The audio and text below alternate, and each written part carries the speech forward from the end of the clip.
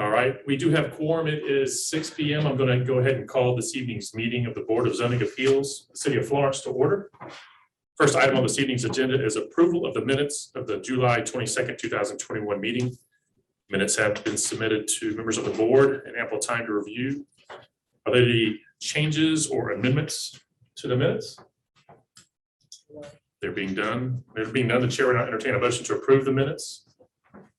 Make a motion to approve. Thank you, Mr. Chico. Second. Second. Thank you, Ms. Moses. All in favor signify by saying aye. Aye. All opposed? Ayes have it. The minutes are approved as written.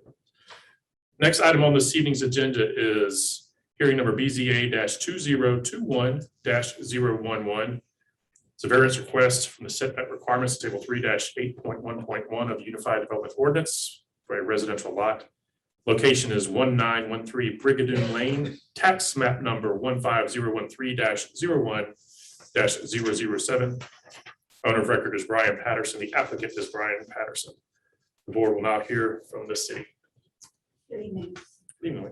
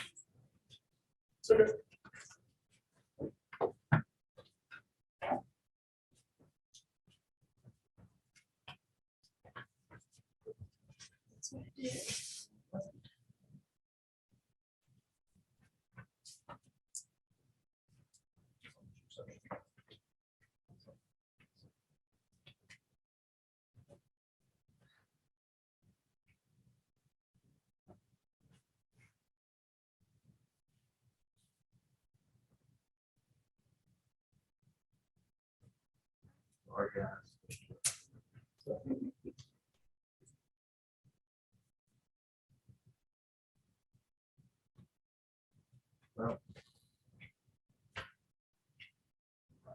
Go with it like this.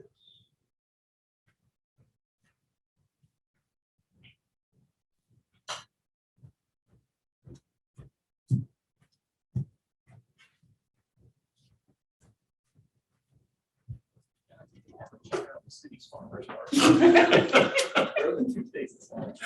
Exactly. They're open Tuesdays now? Tuesdays, yeah, from 4 to 7. Okay.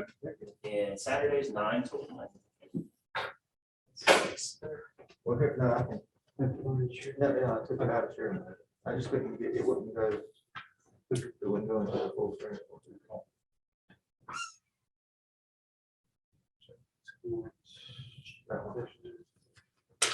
There you All right, go. sorry. Operator error.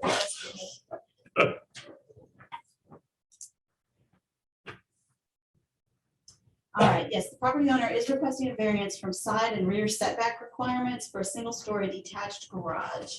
The applicant is requesting a 73% decrease from the side setback and a 46% decrease from the rear setback requirements. The property is 1913 Brigadoon Lane. As you can see from the vicinity map, it's located off of Third Loop Road. This is a close-up of the parcel. It's in the middle of the block. And as you see, the driveway and the garage are at a bit of an angle to the side property line, which will play into the distance. And it is zoned NC 15, which is single-family residential.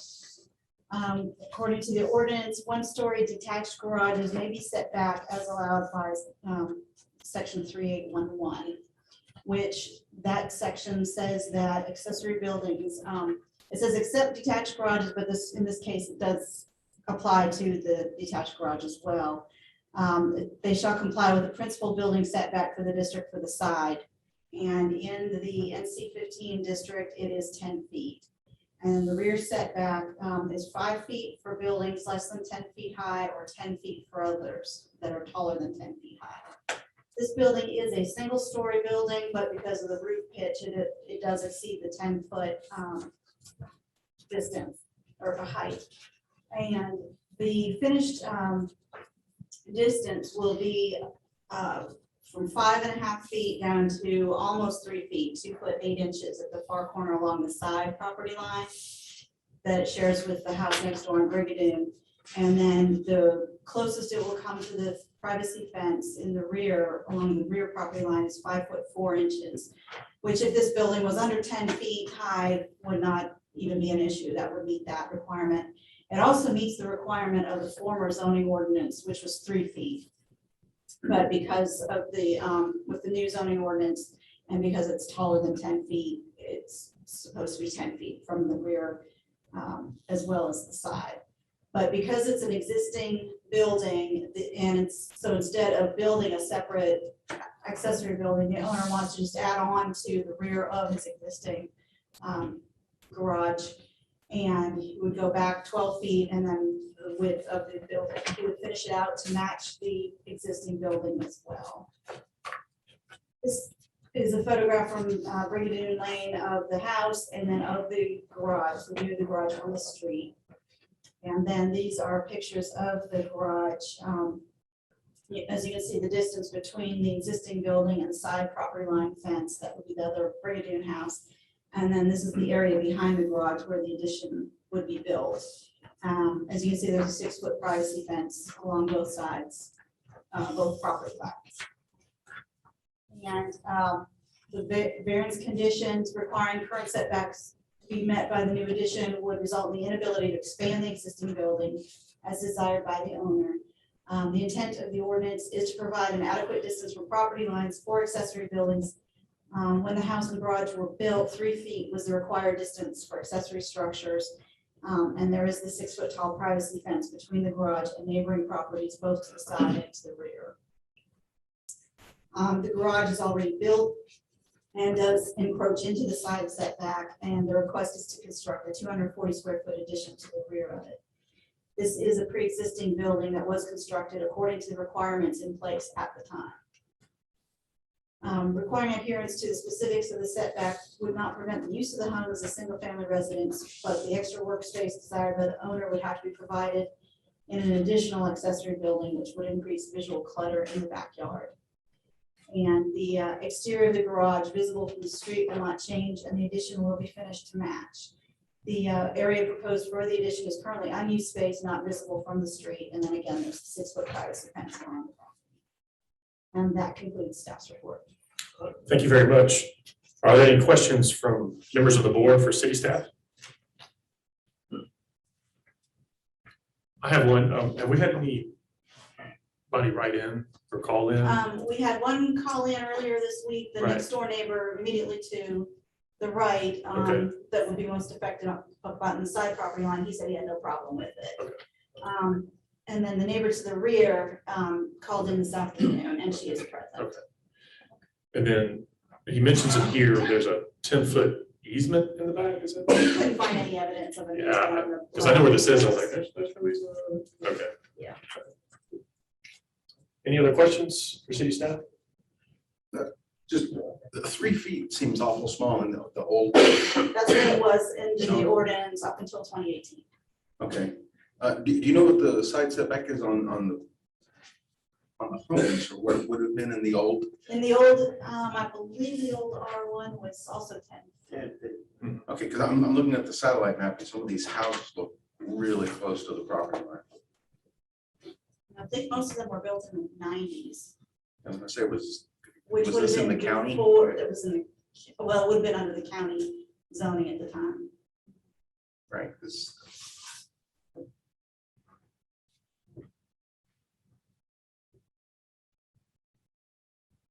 And I can't remember what year the garage itself was built, but when it was built, it did meet the requirements at the time, which was the 3 feet. Does that answer your question, Mr. Chico? yes, thank you. All right, that's good. All right. Thank you very much. The board will now hear from the applicant. He was not able to be here tonight yet. No problem. The board will now move for a discussion for anybody who wishes to speak either for or against this variance request. Yes, ma'am. Just step forward over here.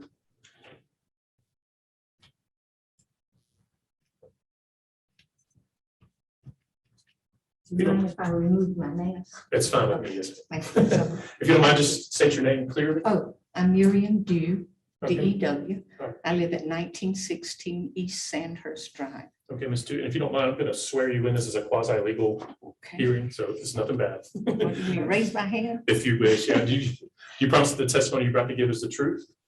Yes. Okay, all right, you may proceed. I live at 1916 East Sandhurst, and my neighbor is Annie Bigham. She and I both received notices, and thank you for that, regarding this property. Our properties both abut that of the petitioner. Okay, Okay, and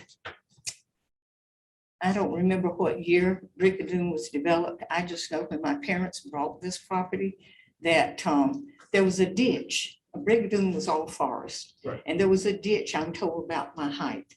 And it had water and snakes, and anyhow, some of the neighbors were concerned that mosquitoes were breeding and that the children might get back there playing in the ditch. So apparently they petitioned the city to do something about it. And they filled in the ditch, but they put culverts between Brigadoon and Sandhurst and put a storm drain down. And that's at the end of the petitioner's property, in a corner of mine, and a corner of my neighbor Annie Bigham's. And our concern has to do with storm drainage. I don't know if it has anything really to do with what the petitioners are requesting, but I do notice that their fence, that it's eroding to get into the storm drain. Annie Bigham's is washing. The whole storm drain looks like it's beginning to sink.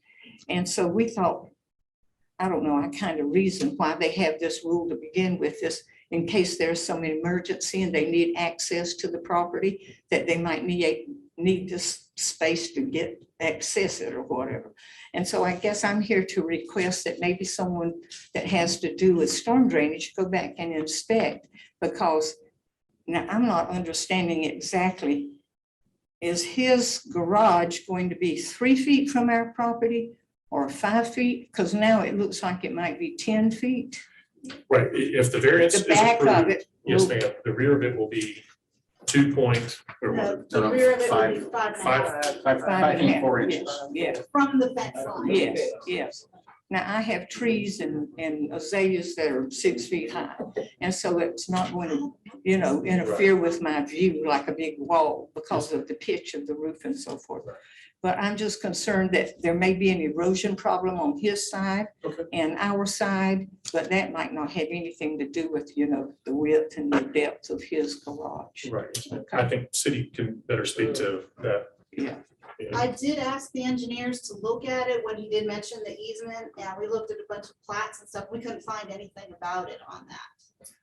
But that being said, if there's truly a stormwater drainage system back there, then we would need to verify that this building is not being constructed on top of it. Right. So with that knowledge, It would not be constructed on top of it, just nearer. just near. Near where it erodes, over Right. the years, and it keeps washing, and everybody, part of Annie Bingham's fence, which is also mine, has fallen down, a foot or something. So there's some kind of an erosion problem there.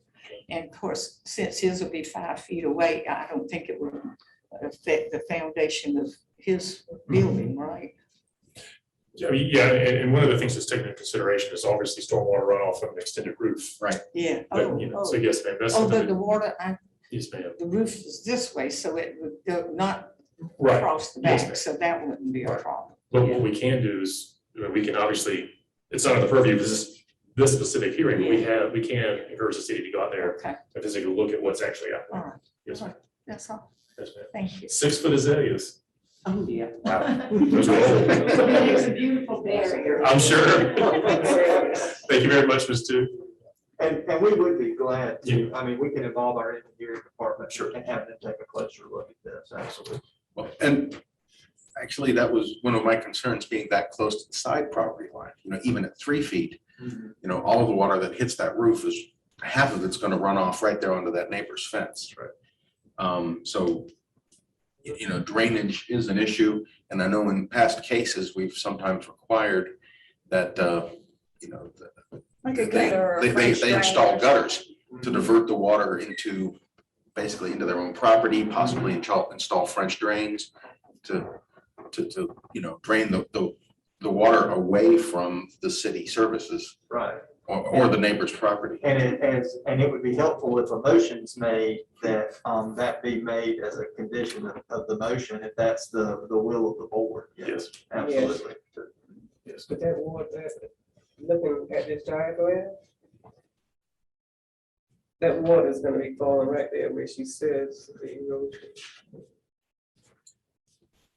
Yeah. All right, is anybody else who wishes to be heard either for or against the variance request? All right. There being none, the chair will now entertain a motion to either approve or deny the variance request.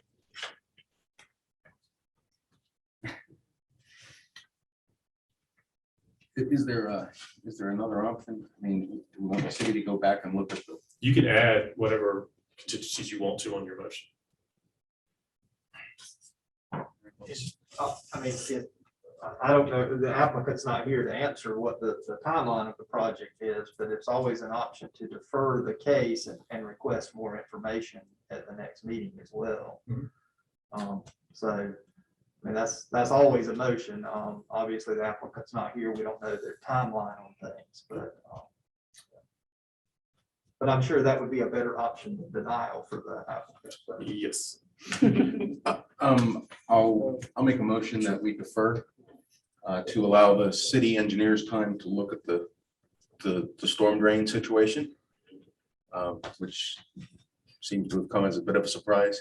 Okay. And also to let the applicant, give the applicant an opportunity to maybe mitigate or add to his application to mitigate drainage concerns. All right. Thank you, Mr. Chico. We have a motion to defer. About a second. Thank you, Ms. Dees. All in favor signify by saying aye. Aye. All opposed? The ayes have it. The motion is carried. This hearing is deferred. Next item on this evening's agenda is BZA hearing number 2021-12. Special exception request to operate an automobile rental establishment as required by table 1-2.7.4, the Unified Development Ordinance. Location is 1921 Second Loop Road, tax map number 90029-01-019. Owner of record is First Citizens Bank and Trust. The applicant is Guy Harris, Spencer Hines Properties. And the zoning district is Activity Center. The board will now hear from city staff. All right, thank you, sir.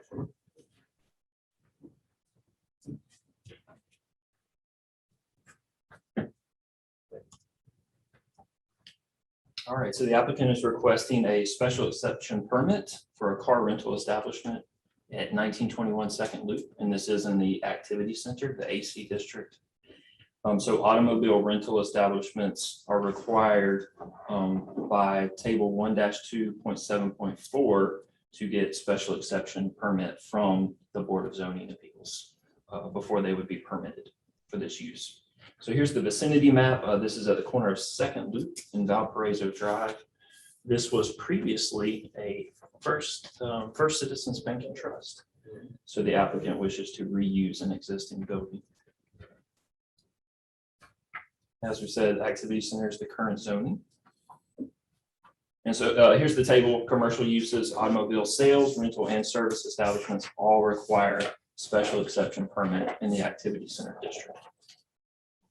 And then the commercial use standards, there are some conditions also tied to these uses by the Unified Development Ordinance. And, so they will have to come into compliance with lighting for security purposes, and also landscaping and buffering. So here's a site plan submitted by the applicant. They wanted to show us kind of how they were going to stack the cars and the placement on the site. Again, the building will be reused, and they will have to add additional landscaping, at least to screen the parking of the cars from adjacent properties. And that would be accomplished with a 3-foot continuous hedge or a 3-foot masonry wall at a minimum.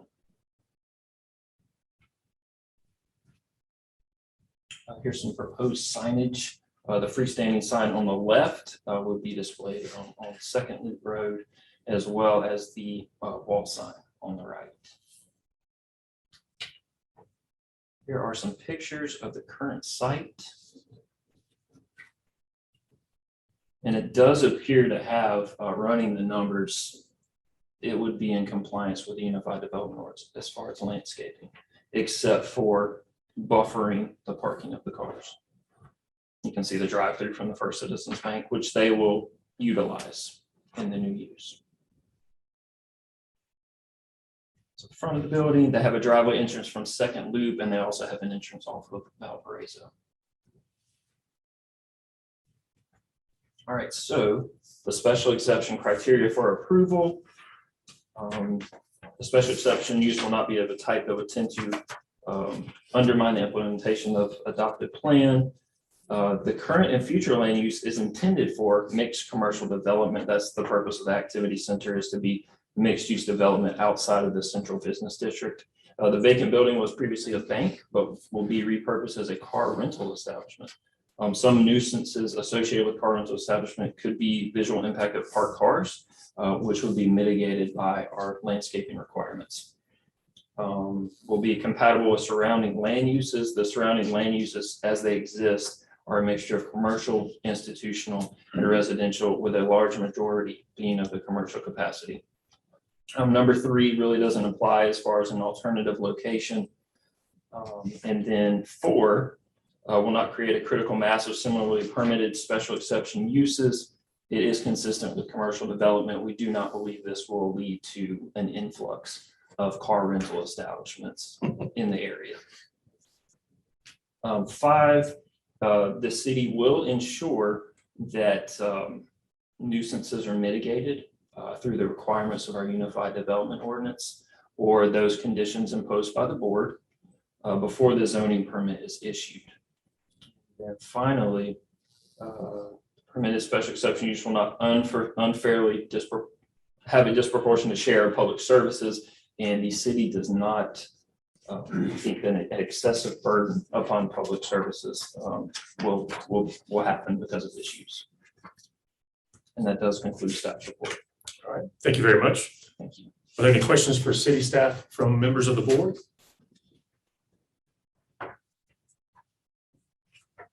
I would like to make a procedural Yes, sir. note, is that I don't believe that motions for special uses have to be quite as complicated as the ones for variances. So I believe if whatever decision is made, I think a more simplified motion could be made, Yes, sir. unless there's any conditions or criteria that end up getting discussed.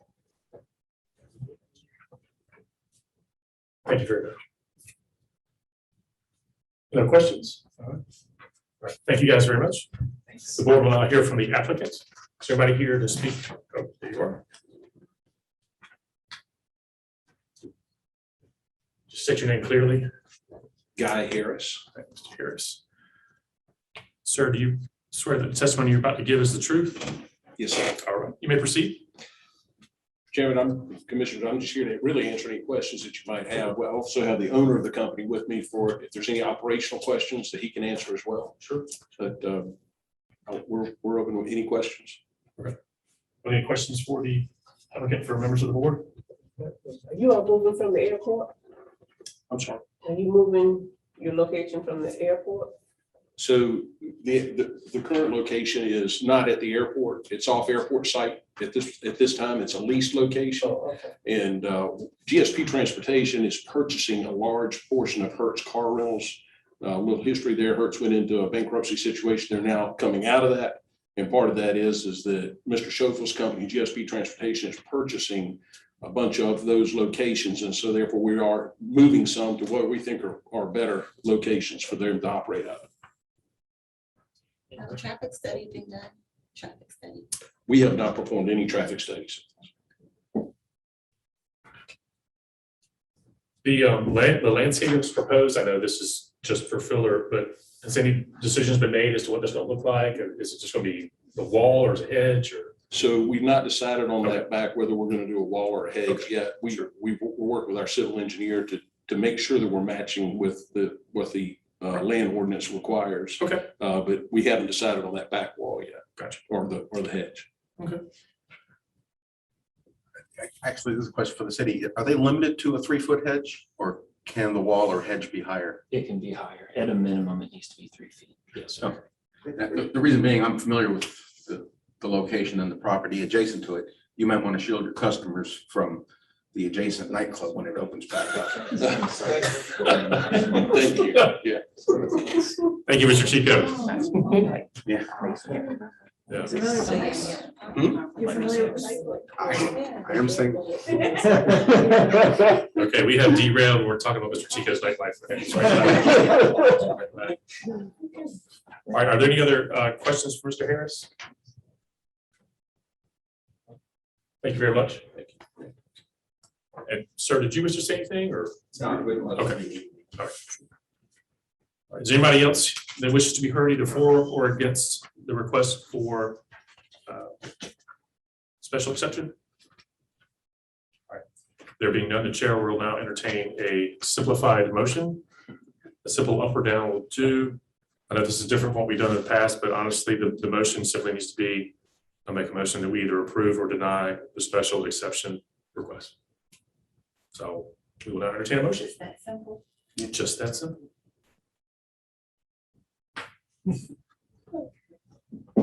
We can always go back with white out.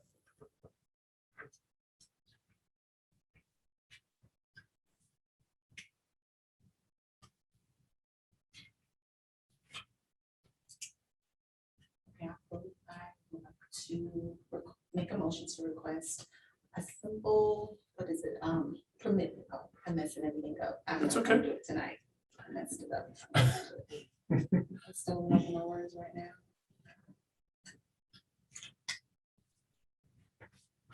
All right, the chair will now make a motion that we approve the request for special exception based on the information that's included in here. We have a second. I second. Thank you, Mr. Chico. All in favor signify by saying aye. Aye. All opposed? The ayes have it. The motion carries. The special exception is granted. Are there any other items we need to discuss before we adjourn?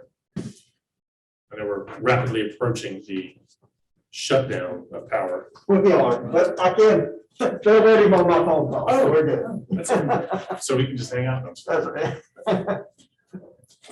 But no, there's no other business. We are working towards the comprehensive plan, the completion of the comprehensive plan, which our goal is to present that to the public in late fall, early winter, for an adoption by city council, and hopefully by the end of the year is our goal. So, and when that comes out, I'll make sure and forward any information to all of my boards to review. Sure. Thank you very much. All right, there being no other items on the senior agenda, do we have a motion to adjourn? Make a motion that we adjourn this meeting. All in favor, signify by saying aye. Aye. Motion carries. This